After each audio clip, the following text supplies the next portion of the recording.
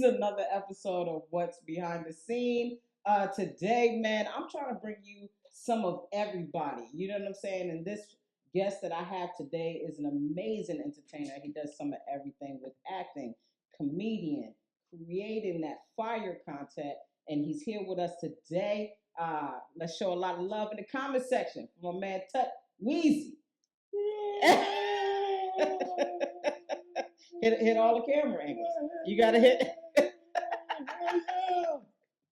Yo, thank you so much for doing this. I appreciate Thanks for having me. Yeah, it's a little hot, but it's all right. And for those of y'all that don't see the fire in the back of us, he's been the only guest that has complained about the heat, and he in shape. Mm-hmm. Y'all saw my other guests. Nobody said anything. And now we got. They were probably working on losing weight. I'm trying to gain. Goddamn it, it's broken for me. I ain't got no damn sauna suit. If I wore a sauna suit in here, it'd be better. This is the hard part about the production, though. You know, this is self-production with my man, Favorite Films, and we got to get it done. But that's all right. You still here. And we still. You might be a little skinnier before you leave. It's okay. You know. So I want to start off. So for the people that don't know you, that should. Let's get a little bit of background, where you from, and how you get started in this entertainment industry. I'm sorry, I got distracted by the neavage that you got out. The glisten, the light just bounced off of it, hit me in the eye. This is about the sexiest skin you gonna get on. Hey, yeah. Let me know if you want to do another interview. This is live, man. In fact, I'm good. I can go now. I got what I came for. Look. My eyes up here, okay? Not down here. I'm sorry. Yeah, man. I'm throwing these shits out after this interview. It's gonna be your last time. Oh my gosh, why? Okay, what was the question? The question was, let's just get a little background where you from and how you come to get into this industry. All right, I'm from Memphis, Tennessee. Hey. You know what I'm saying? Big M's in there. Oh, you know, I'm talking about a whole lot of what's up, man, shit. You feel me, man? You hear me, man? You know what I'm saying, man? Little chin, big chest ass nigga, man. Yeah. I started off, actually, I was in a rap group. What? Yeah, in high school. It was like 3 of us. And we picked our names on Google using baby name guesser. What? Wait, you gotta tell us what the names were. All us straight niggas, but we chose like the whitest names. Like one of the niggas' name was like Max, like Max Aiden, and then the other one was like Miles or something, and I was Aaron. I was like Aaron Ames. Aaron, how you go from Aaron to Tut? How you do Tutweezy? Shit, Aaron didn't work out, so Wait, what kind? You said a rap group. Yeah. Did it have like the pop rap? It was actually the pop. Yeah, the pop rap. Do you have anything? Nope. Hell no. Y'all will never see that shit. Yo, I need to get this for this. It's private on YouTube somewhere. Some nigga got the password. You never see it. Max, Aaron, and Miles. Make sure y'all remember. What was the group name? Hey, no, don't worry about it. Matter of fact. The Fantastics. No, it was called Fresh Start. Oh my gosh. Yeah, like, new beginnings. But in school, I was always like class clown that got his work done first. Yeah. So like if you sat beside me, I get my shit done, then distract you. Your ass will fail. But I could be like, shit, I got a beat. The only one crossing the stage. Yeah. It was very few people crossing the stage when I graduated. Yeah. One of them had a bracelet on. It was a nigga with a sniper rifle near the door. I'm like, what has this nigga done? Why is he even here? He shouldn't be around us. Right. Take that nigga back to jail. You better let him graduate so he can get some of that anger off his chest. He just need one more thing to take him over the top. That whole graduation would have been down. You understand? Nah, I ain't got time for that. I just graduated, and it was 2012 when I graduated too. Damn. The world was supposed to end and shit. Yeah. This is what I love because it's interesting because, all right, well, I'm going to come back to that. You started with rapping, and then when did you come to Cali? I came to Cali November 2018. Okay. So around that time, I think I started messing with stand up in like 2016, and I was also doing skits at the same time when I was going to University of Memphis. Oh, nice. So you were still in Memphis. Yeah, that's interesting because, man, you and me come from two different, I feel like two different generations of stand-up. I started back in the early 2000s, and it was hard to make that shift and try, especially if any comedian is out there that is doing 20 minutes or more, and somebody tells you to do 5 minutes, let alone a minute, let alone 15 seconds. Right. It's almost impossible to break down your set, even though you got the material. So anyway, I say that to say you coming in 2016, pretty much jumping right into skits, right? There was no issue for you in starting it. Not really, because most of the people I was watching in high school, they were YouTubers. Like Spoken Reasons, Hot Damn I Rock, people like Dormtainment. Yeah. So I was watching them do that shit, and I was like, me and my niggas can do this. We can do this. We funny. Why not? And then y'all just started. Yeah. How long did it take you to start, I guess, going viral? Okay, so I started making content, I want to say, in about 2014. Yeah, 2014, 2015. So I guess it took me 2 years. 2 years until I had my first Vine to blow up. Yeah. And then Vine ended, and I was like, what the? Yeah. Damn you! I just got here! And all the content creators like bashing them. They was like, fuck Vine, they're not paying us what we deserve. Yeah. I was like, shit, they paying us?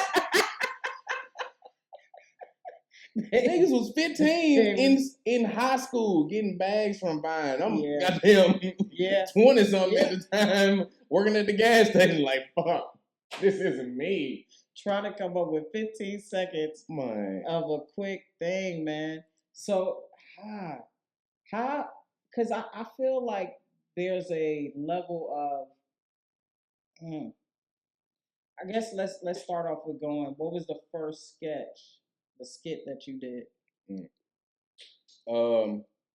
The first one that went viral. Y'all see how hot it is. I finished the whole damn water bottle. I would offer you this, but I've already drank some. Shit, I need more. I'm dying. But the first thing I had that went viral, it was this video of this white girl doing this little shoulder dance. And I took the clip and shout out my boy K-More the GOAT. I was like, yo, I want to do something with this. I want to like stitch myself to it, make it seem like I'm trying to holler at her, and she turn around with the ugly makeup and shit. I'm like, what the fuck? Yeah. So I initially wanted to do it like as a club scene, and then we was like, fuck it, let's try one more. And then I tried that one more, and that ended up being the one that just took the fuck off. Yeah. And, so after Vine, you went to YouTube? Yeah. I went to Instagram, started making skits on Instagram. And then using the Instagram people, I was just like, fuck that, go to YouTube. Yeah. No, I wouldn't say. Well, you know what? Because I love what I love is the separation, the different times of having to start stuff. And I know a lot of people, old school stand up and creators and stuff like that, were a little upset at y'all generation. Did you get any of that heat? Yeah. When I was coming up in Memphis, and I was like, besides this other guy named Darius Benson who blew up on Vine, like after that, I was pretty much the hottest nigga in Memphis. Like, if you was in the city and you didn't know me, it was like, how do you not know this guy? I couldn't go to the grocery store without somebody being like, hey, check me, roast me, please, disrespect me. I'm having a bad day, make it worse. I'm like, yo, this is what you want? Like, nigga, I got a line. Yeah. 20 on pump 3, you want some gas? You want something else? Get the fuck out my line. Roast me, man. Why they trying to get gas? Oh, right. Just leave me alone. So, around that time, I was doing stand-up, too. And I would go to the stand-up clubs in Memphis, and it would be people who, I guess from your generation, or people who only strictly did, like, the stand-up part.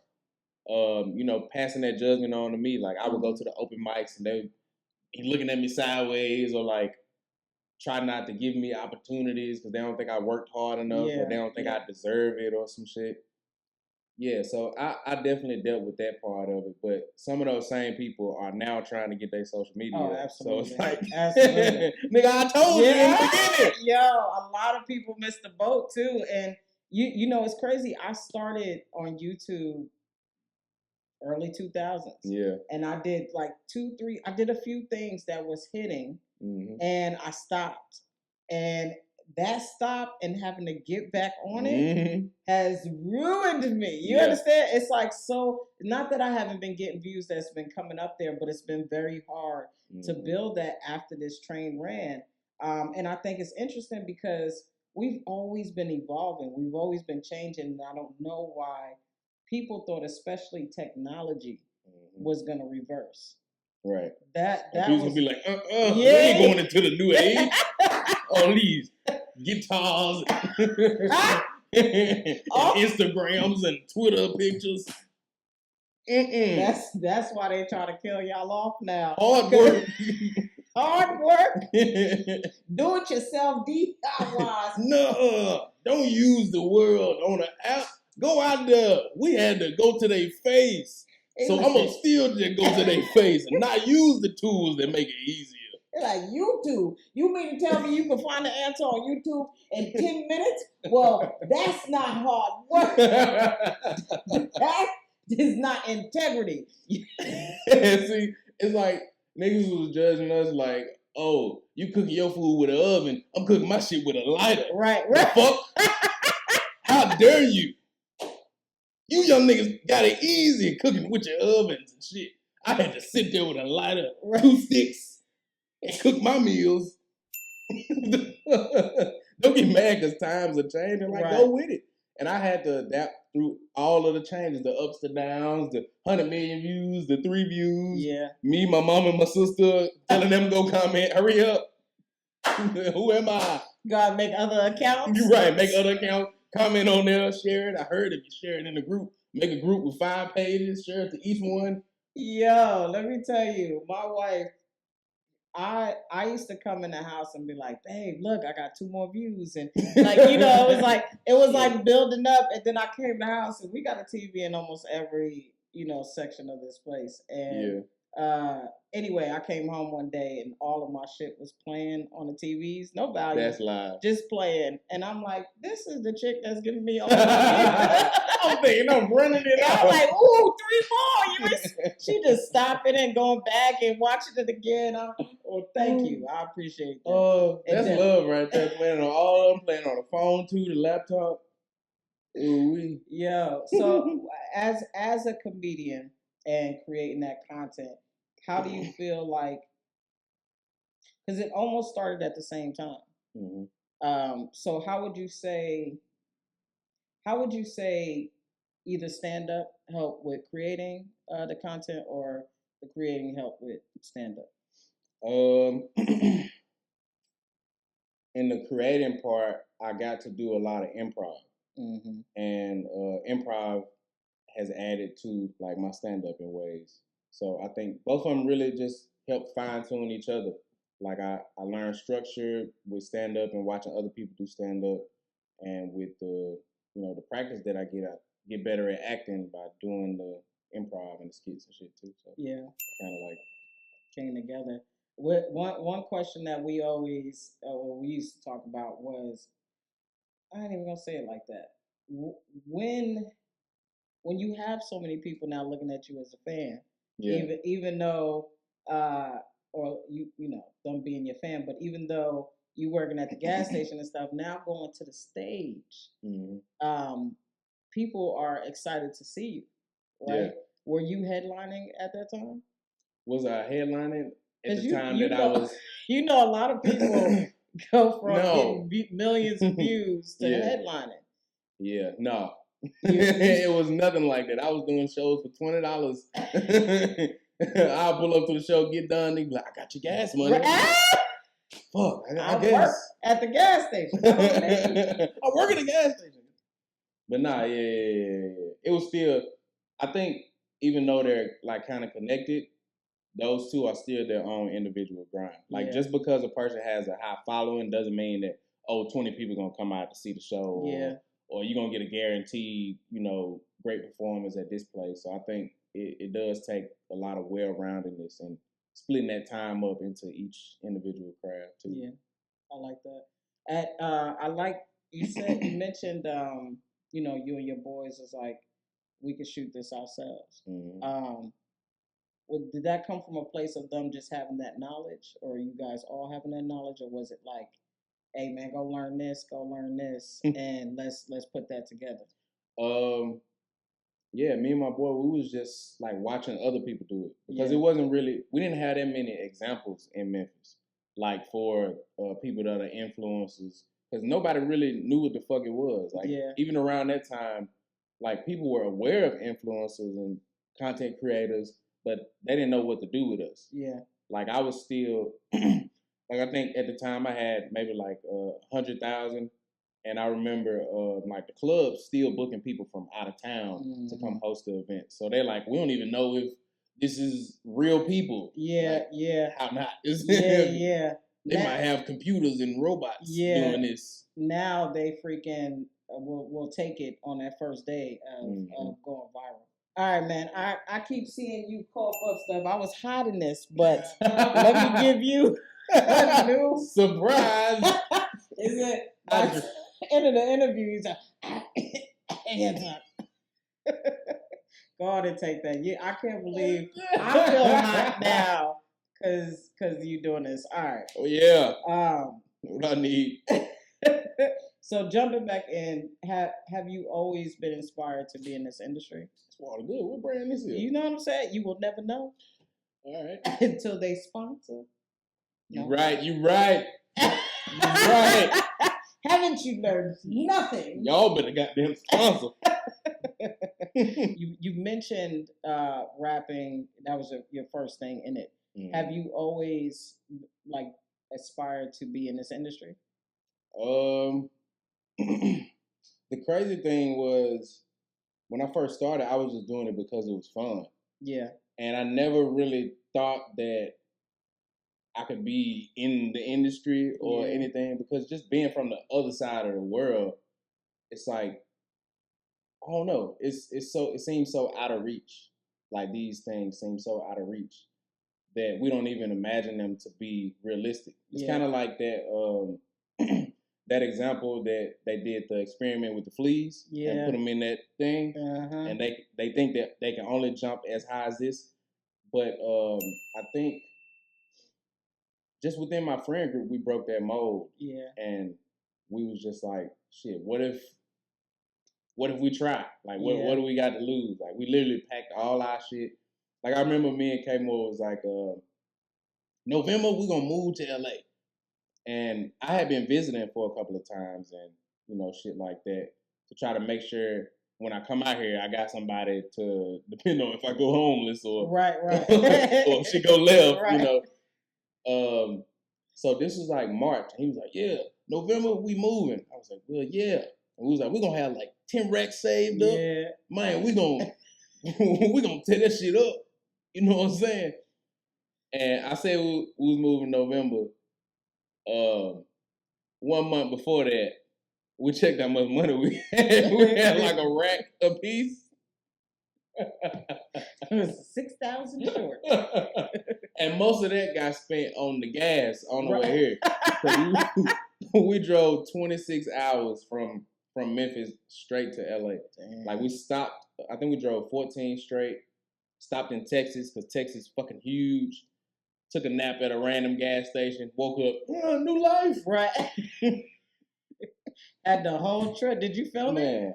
I actually made a vlog, but when I uploaded it didn't get as many views as my other content. So I was like, people don't want to see this shit. They must don't. You put that. Fuck the algorithm. You unlisted that. I unlisted that motherfucker. That was unlisted. Yo, all right. I want to ask. Okay, what is your outcome? What is your goal now that you're in it, and now obviously you enjoy doing this? Okay. My goal is to have my own production company. Well, I'm actually working towards that. I already got the LLC and shit, so that's one step. Fire. But yeah, I have my own production company, so where I produce my own cartoons in house. I produce my own movies, short films, kind of like on some Adam Sandler shit. Yeah, like, I want to do that shit with my friends. Yeah, I love that, and to add to that, I want we're in this place right now where we're making a living doing social media stuff, and I still find people that's trying to get on networks, do Netflix, do all those things. And I wonder, first of all, is that still a dream like of yours, or would that be a dream of yours now? Or does it not even matter where we are? Um, I think it's still like a dream of mine to like be on Netflix or be on like a. Well, my movie is on Apple, so shit. Come on now, plug that. You know what I'm saying? Plug that. Yeah. Plug. Oh yeah, thanks. Y'all go check it out. It's called Jacir. Hey, I'm watching that tonight. It's called Jacir. It's on Apple and Google. It's about a Lebanese guy who moves from Syria to America, thinking he gonna find a better life and no racism. And he is shocked to find out that it's damn near worse here. And yeah, he meets me. I give him a black perspective of America, and he goes through a bunch of crazy trial and error shit. But go check it out. Great music, great story. It'll make you cry. So get your damn tissues. I love that. Is dope. Did y'all shot that yourself? Yeah, we shot it in Memphis actually. That is really dope. Yeah. This is just mind boggling because I'm sure y'all started on what, a phone or a bad camera? Yeah. I started on a damn flip phone in my uncle's house in the mirror talking about McDonald's. So to do that and get to this place, there's different avenues, and I love how you responded, because why would people go fuck Netflix? I don't want to be on none of that stuff. But right, but I just think it's interesting that some people still get mad that they haven't reached that level with the stuff that you've done. And I've checked out a lot of your stuff, and to be honest, you're not doing it the same way other people are doing. To bring in that cartoon stuff and animate that, and doing rap parodies, and you got SpongeBob SquarePants and all this, and that's first of all, how did you even get into that? How did you come up with that thing and making it your brand? The cartoon part? Yeah. So when I initially started just doing a bunch of crazy shit, it was around the time I met my close friends Lloyd and Ray. And they were like creators before me and K-More, but they were just really dope at editing and shit like that. So we had already did the Harry Potter roast and shit. And one day he just hit me up and was like, bruh, he got a high pitched ass voice. Nigga doesn't sound like Michael Jackson. Like, bro, what if I put you in SpongeBob? And I was like, what the fuck do that mean? Like, what do that mean? He was like, bro, just come over. And we basically started like, my other homeboy, his brother Alex, who does most of the character creation and shit. He made me as a fish, and then they just added that to the episode with like a bunch of editing and cuts and shit like that. And it just took off. That's fire, man. That's so apparently it took off too well. Hey, wanted more? Oh, everybody. No. Besides that, it took off too well because Viacom, who is the company that is over Nickelodeon and all of these other brands and shit, they started blocking the videos. Like the videos started going crazy. Like I would get like 1 million views in like 2 days or like sometimes a day type shit. And yeah, that's how I knew shit was just reaching a whole nother level. When the company that created the show was like, you can't do this. Yeah. So we had to switch it up. We had to start writing our own original storylines and using our own original characters and scripts and stuff like that. But, you know. That's great info, though, because there's so many different things to be able to use other people's stuff. And I know it's a little bit more lenient for like comedy or parodies and stuff like that. But even with that, it could be a lot. You know what I mean? So that's just really freaking dope. And then going into acting, and I would assume that doing all these things built you into becoming a better actor and doing those things, and it's just all coming together. Yeah. Man. Just shit. I'm like, I got one goddamn body. I'm gonna make this motherfucker do whatever it can do. Like, I want to see what all this motherfucking vessel can do. And do it Get all. ready, goddamn it. Yeah. We're gonna go to the highest heights. Fuck, why not? Why not try? Why not go fail at some shit that you feel like you want to do? I might try damn ballet dancing. I might be cold as fuck. Never know. If I see you in you better come to the damn show. We better thank me for my hot ass place. Hell yeah, I will. Fitting them tight. Hell yeah. Matter of fact, I'm gonna take the promo picture. Come see me live. Then we're gonna do on ice. Why is that your stance? Before you come back. I'm gonna pull up. Y'all gonna see it, everything. Oh, all right. I got 3 more for you. If you, with all the stuff you're going, because you seem like such a positive and well-rounded and humble dude. But we all deal with stuff. Yeah. We're trying to make it and things like that.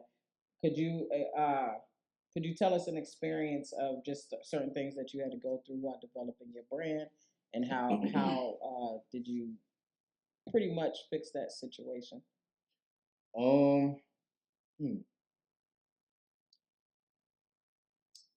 I think a lot of my journey was just tests to see what I seen for myself, like the life that I seen for myself.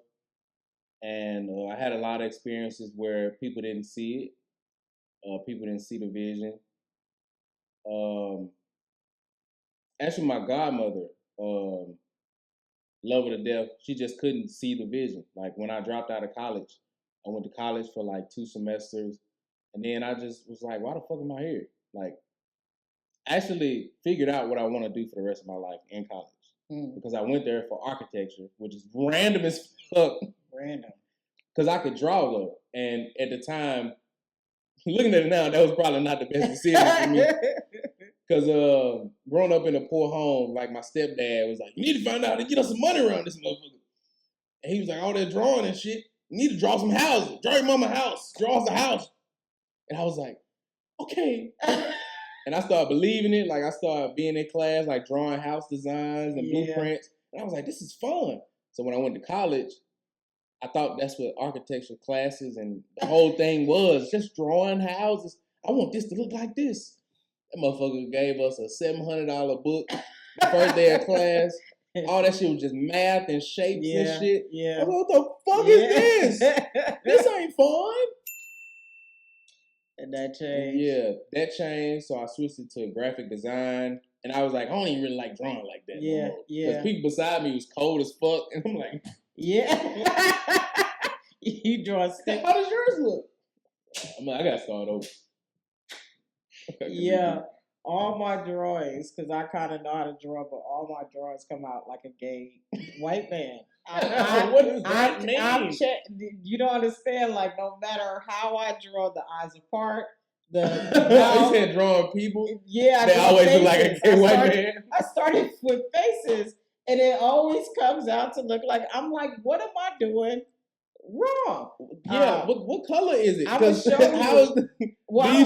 These just start off by coloring them brown, and then it just end up a gay white man. No, I'm like starting from scratch, but I get stuff. So I watch somebody draw the eyes and all that. So I'm like, oh, I can do this, and then I start taking those techniques. So this is all just pencil or pen, and no matter, I made the face wide. Gay fat dude. I made it skinny. Gay skinny white. Like, I'm gonna show you some drawings after this. No. But I'm telling you. So anyway, but you did graphic design. Was it good? I did that. No, I just didn't have the patience for it. But one class that I was taking was an improv class, and they used to, because I used to watch shows like Whose Line Is It Anyway? Yeah, love it. And we played games like that in the class. And I was like, yo, this shit is fun. Like, that was the only class I gave a fuck about missing. Like, I was missing English class and all that other shit, skipping class. But that one class, like, made me feel alive type shit. So I just kept doing shit that made me feel like that. Yeah. And yeah, my godmom, she was really upset at me because she was there the first day that I moved into my dorm. She got me all the stuff, the covers, all the the the uniform, all the other shit, and to see me just not follow through on it because I wanted to be a entertainer or whatever the fuck I wanted to be, to make videos and shit. I can see how it looked to her because motherfucker, you supposed to finish college. Yeah, yeah. But just you got to do what speaks to you, and college just wasn't speaking to me. I ain't saying it's a bad thing. Like I ain't saying kids fuck college. If you were there right now, drop out. It may be essential for your path, and it may be a point where I need to go back so I can get my degree and be better at something and shit like that. But just at the time, like I had to take a chance on myself, and she didn't understand that. So 3 years later, I'm at the airport taking one of these visiting trips out to LA, and I see my godmom in the airport, and her demeanor is completely different because I done blew up all over Facebook, YouTube, all that shit. And she's like, "Oh, I see you doing your thing." Yeah, yeah. And a little bit of me, like the younger me, like looking back, I was just so vain about it. I was like, "Yeah, motherfucker. Yeah. I told you I believed in my damn self." Your grandma? No, not to my godmom. Oh, to your god, but to your godmother? Yeah, in my head. I mean, I had that energy because I feel it sucks being told what you're supposed to be doing when you believe in something. Yeah. So it was like, damn, you don't trust me with this? Yeah. I mean, she had no evidence to trust me, but I had all the evidence I needed. Once I got my first 1,000 views on a video, I was like, yo, I could take this shit high. Yeah. I could take this shit to the fucking top. So if you believe in yourself, that's all you need. Don't worry about the views. I mean, I even been stressing about this shit lately, like feeling like, oh, people don't care about this and care about that. It's about what you care about at the end of the day. If what you making make you happy and it affects some people, I don't give a fuck if it's 2 people in the comments like, yo, this changed my day. That's all you're doing it for. Yeah. And when you focus on just doing the shit that you love, all that other shit come to you. It sounds easy. No, sounds so easy. It's stuff. Don't focus on the money. Yeah, what bills is due. But I think that's the stress of seeing like everybody. Like you might see something that's not that great and it goes viral, and then you put in work into something and you like, oh man, I need to dumb it down for this. But it's true, you're building the brand and you're building the audience, and eventually it'll kick in. But sometimes I don't know. Is there even a time frame, for creators to see the outcome? It's no way to scale it now. Yeah. Because all you gotta, I think the thing is, we try to focus on the outcome more than we do focus on putting in the work. Yes. Like, I'm pretty sure with you on stage, you didn't start booking shows after your third motherfucking show. No. You had to do like hundreds of shows. You had to do shows for $20. You had to do shows where motherfuckers didn't believe in you. And they was like, I don't even know if this motherfucker funny, but fuck it, put it on the lineup. You had to go through all of that shit. And we try to skip that part of life and cut straight to the joy part. Yeah. And it's not gonna work out like that. Like you gotta, I'm telling you, once you focus on just making your lifestyle consistent with what you feel like you should be doing, then you're gonna see the outcome. It's like working out. Like if you go to the gym a week straight, you ain't gonna be like, I got my dream body, I can stop now. And the goal isn't to get fit that one time, because we make goals of like losing 20 pounds and then get there and like, fuck it, I did it. Yeah. Now I ain't gotta go no more. But the goal is to make that a normal for you. Like make working out a part of your life. Make creating content a part of your life. So you ain't focused on the outcome of it. It's who you are anyway. Yeah. No matter if it get 2 views, you are a person that posts consistently. You are a person that goes to the gym consistently. Like you gotta say that shit to yourself in your mind and actually be the person that you're trying to be. When did you start? When was that aha moment? Like that when you started to actually believe that you could do this? Sheesh. When did I start believing that I could do this? I think for me, I started doing comedy and doing just being silly as fuck. I gotta credit that to my mom because like out of all the times that I seen her like sad and crying and stuff, I would imitate the people that I would see on TV, like the fucking Wayans brothers and fucking hell yeah, fucking Fred Sanford, Bernie Mac, like all of these shows and Martin and shit like that. I would mimic those people just for the satisfaction of making somebody smile. So the moment where I got to a point where people would start telling me how I changed their day, like I remember one comment, and I'll never forget it. I had posted this video that I was not too sure about, and I took it down, and I got a DM. This girl was like, "Why'd you take that video down? It made me laugh for the first time since my granddad passed in like a month or something like that." I was like, "Yo, like I really have that type of impact on people." Because you doubt your impact, you doubt your place in the world sometimes, and you think that people just gonna be all right. What I'm making is not really changing nothing for nobody, but it is. So yeah, the more I had moments like that, it made me like, damn, what I'm doing is working. Like I'm making people smile. Like I'm making people forget about their problems, even if it's for a second. So yeah, that was it for me. Besides like the views and shit, that was good too. Like me getting my first million views, of course, I was like, hell yeah, I can do this shit. I gotta be that nigga. Then Odell Beckham at the time reaching out to me and me being really cool with him and living in that nigga house when I come out here to visit on the summer. I was like, I must be that nigga. We ain't talking about none of that. We ain't talking about none of that because that ain't what it's about, kid. It's about believing in your damn self. And when you do, that's when all the crazy shit happen that don't feel real. So damn, you live with that's fine. Was you with somebody at that time? Yeah, I was with the motherfucker that it didn't work out with. Oh, so we can talk about you got to see a lot of bitches. I got to see a lot of bitches. A lot of bitches. Man, we had to do part 2. Yeah, I was like, why you don't want to tell us the... Oh, I mean, we can. No, I'm going to get you out of here. I'm going to get you out of here. No, because what is your schedule like throughout the week? Because I know social media doesn't necessarily have a clock in, clock out kind of thing. Yeah. And anything can come up, but you're dealing with that. You're dealing with...